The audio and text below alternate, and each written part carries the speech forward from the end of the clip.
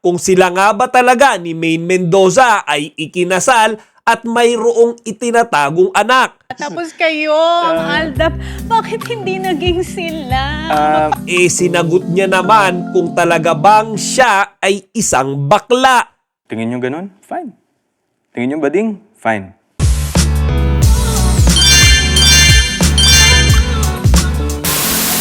Magandang araw mga kachika! Rigel po ulit ang inyong Chika Patrol!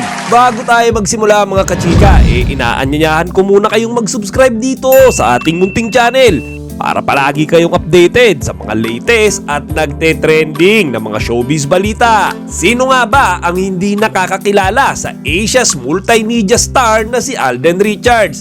Ngayon mga kachika, madalas nakikita natin siya na laging nakangiti sa harap ng kamera.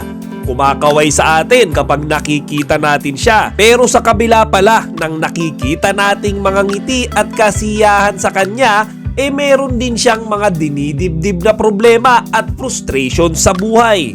Sa YouTube channel ni Tony Gonzaga na Tony Gonzaga Studio, nagkaroon ng pagkakataon si Tony na ma-interview si Alden Richards. At doon nga mga kachika, nagbahagi ng saloobin si Alden lalo na sa mga pambabash na kanyang nare-receive mula sa mga netizens, sa kanyang mga fans, at sa kanya alam mo yung mga kachika, yung mga ordinaryong tao lang na pinupuna yung kanyang personal na buhay. Ang dalawa dyan mga kachika na pag-uusapan natin ngayon yung tungkol sa pagklaro niya kung sila nga ba talaga ni Maine Mendoza ay ikinasal at mayroong itinatagong anak. At pangalawa mga kachika, sinagot niya naman kung talaga bang siya ay isang bakla.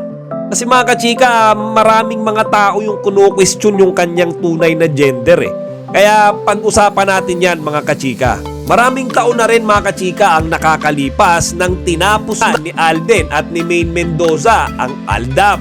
Ngayon marami pa rin na mga taga-Aldab Nation ang sabihin natin hindi makamove on sa love team na ito na binuo ni Alden at ni Maine. Kaya kahit wala na mga kachika, hindi na nag-e-exist itong Aldab, etong mga delusional na tinatawag nilang mga Aldab fans, patuloy pa rin sa paggawa ng chismis na nagko-connect kay Alden at kay Maine. Di ba kachika?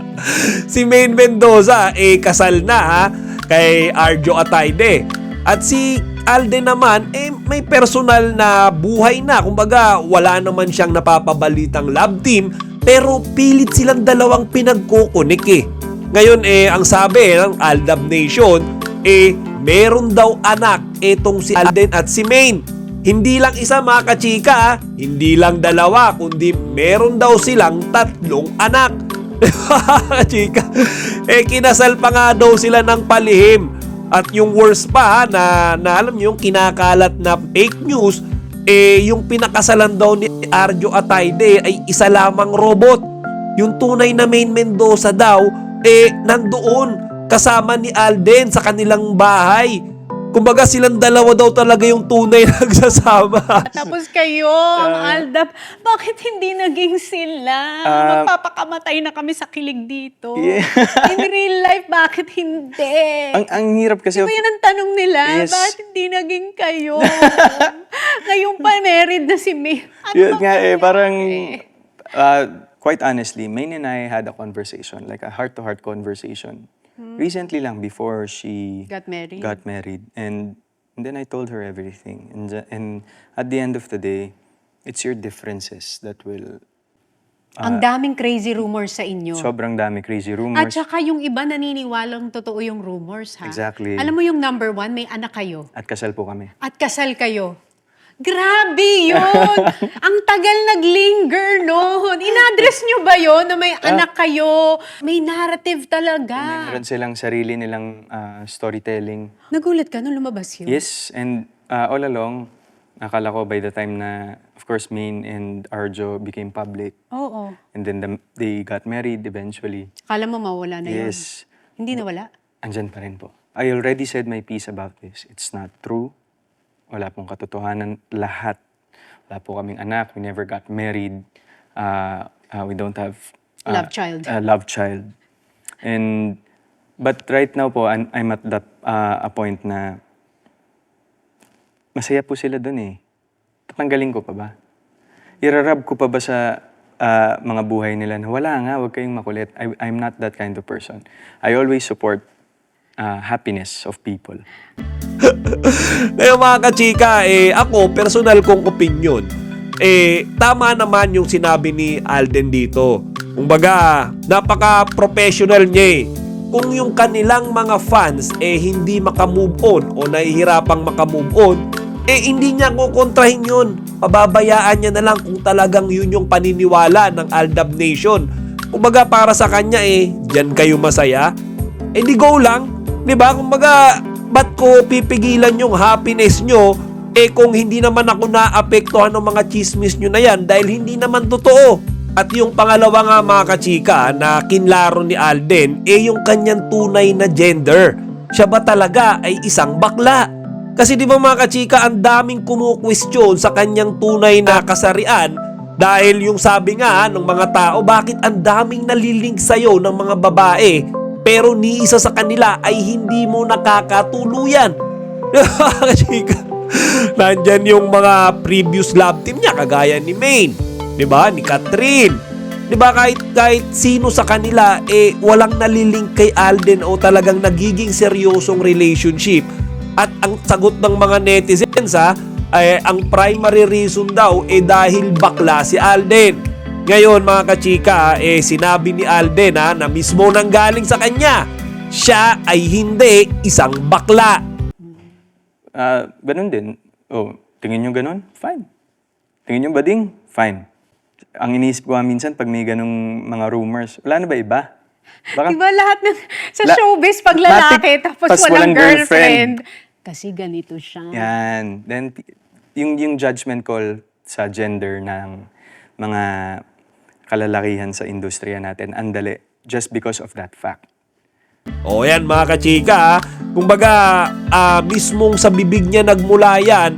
At kung may mga netizens man o mga tao na pinagpipilitan o pinaniniwala ang bakla siya, go go lang kayo. Kumbaga wala na siyang pake, nandun na siya sa period o phase ng kanyang buhay na wala na siyang pakialam sa sinasabi ng mga tao. Kaya okay din yan mga kachika, napaka-professional. Kaya para sa akin mga kachika, hindi talaga nagbago si Alden. Kung ano yung attitude niya before siya sumikat, ganun pa rin siya hanggang ngayon, nasikat na siya. Kumbaga mga kachika, hinahayaan niya yung mga bashers niya, mga netizens, yung mga fans niya, na sabihin kung ano yung mga gustong sabihin sa kanya. Kahit na nasasaktan na siya, ang objective niya mga kachika, kung saan kayo masaya, okay, ako dyan. Pero ang akin lang mga kachika, sana dito sa mga kinlaro na ito ni Alden, tigilan na natin ang pagkakalat ng mga chismis, mga salitang ito dahil nasasaktan din siya. Tigilan na yung mga Aldab Nation. Sana tigilan na natin yung pagkakalat ng chismis na silang dalawa ni Maine ay ikinasal at mayroong anak. Sa kanya kasi nanggaling mga kachikay na wala naman talaga. At yung mga netizens din yung mga bashers na nagsasabing siya ay isang bading o bakla, sa kanya na rin mismo nanggaling mga kachika. Lalaki siya. Hindi siya bading, hindi siya bakla. Pure na lalaki. Kaya mga kachika, yung mga, alam nyo yun, nagko-comment, yung mga tumitira sa kanya, sa kanyang kasarian, sana'y itigil na rin natin to kasi nasasaktan din siya. Hindi lang siya nagiging vocal, hindi lang siya nagiging, alam nyo yun mga kachika, reklamador. Kasi nga mga kachika, ayaw niya na makipagtalo o alam nyo yun, tanggalin yung kasiyahan ng kanyang mga fans kahit na binabash na siya ng mga ito. Kaya ang masasabi lang natin ngayon kay Alden Richards ay saludo kami sa iyo, Alden. Sana ay ipagpatuloy mo ang iyong pagiging mabuting tao at napaka-professional na aktor sa industriya ng showbiz. O siya mga kachika, hanggang dito na lang muna. Siya nga pala, kung kayo ay interesado o nais pa lamang subukang mag-alaga ng isda sa inyong mga bahay, panoorin nyo ang advertisement na ito. Our hearts beat to the city streets. We began to feel the fire. We rise like tall buildings as the chemicals they take us high. Comment and subscribe. Para sa iba pang mga celebrity news, i-click lamang ang mga videos na ito.